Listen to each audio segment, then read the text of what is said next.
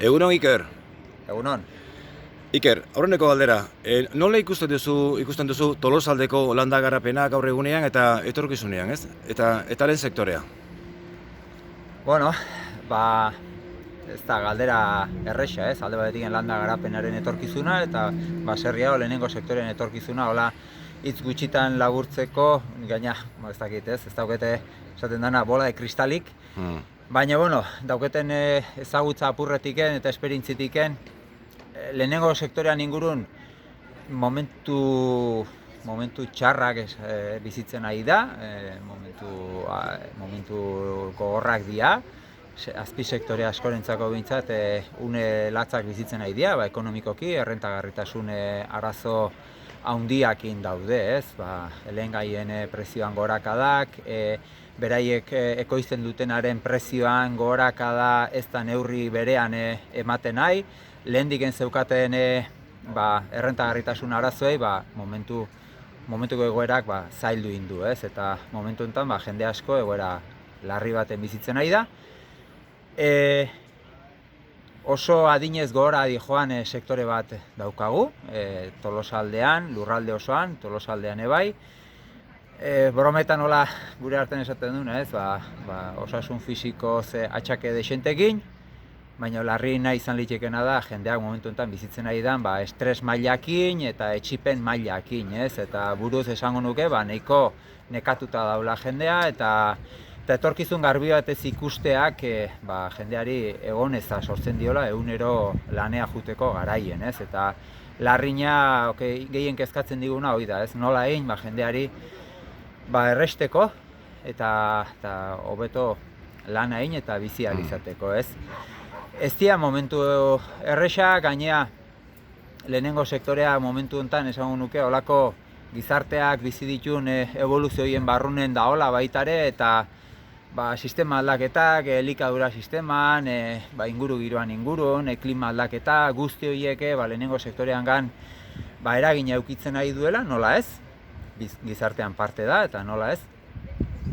Baina baita ere, kezkagarri da sektorean barrunen, batez ez emaita azpi sektorek gizartearen aurren izaten nahi duten halako seinalatze batez ganadu sektoreak, uste, seinalatuak izaten nahi diela, klima aldaketaren errudun nagusi edo errua handi bat eukiko balukete bezala, eta hori iruditzen zait, Gipuzkoako kontestun eta Tolosaldeko kontestun ez dela justoa izatea.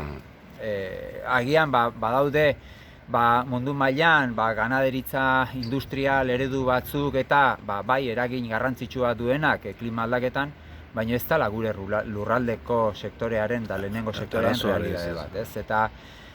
Eta ganaderitzarena baso sektore bat daukagu, importantea dana, lurraldearen parte importante bat basoa da.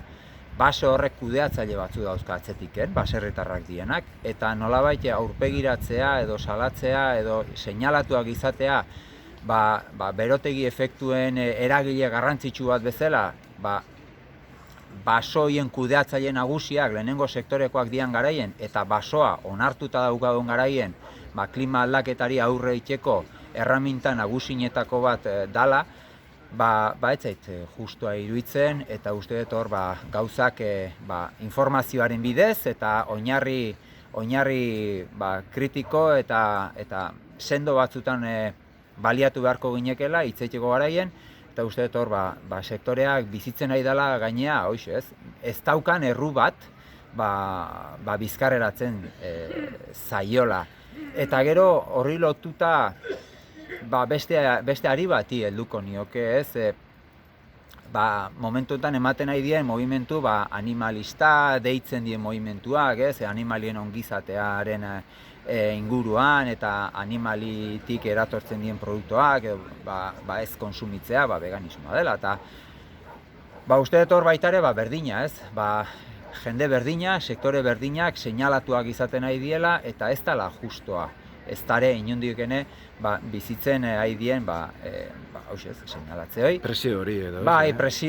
Presio bat zuzena ez dana, iruditzen zait desinformazio izugarri bat daola horren atzetiken, animalia hazkunde prozesuen inguruan, eta batez gure lurraldean eta dauden ereduen ingurun desinformazio izugarri bat daola, eta nolabait jende bat, ez dakit, igual gaur dauden tendentziekin eta gaur dauden ekologismo, geizki ulertutako ekologismo batetik edo ez ezagutza desinformazio, ez dakit zein izena parteko bat duen, ospetsu batek esandurako ez dakit zer, holako jarraipen bat itxu-itxuan egiten dio batez hiritar jendeak, eta veganismoaren gorakadak, eta iruditzen zait, oinarri handirik gabe, holako, ez dakit, ausartuko nitzake, eta nire ingurukoak entzuten nautenak esango dute, halako erlijio berri bat, forma hartzen ari da, holako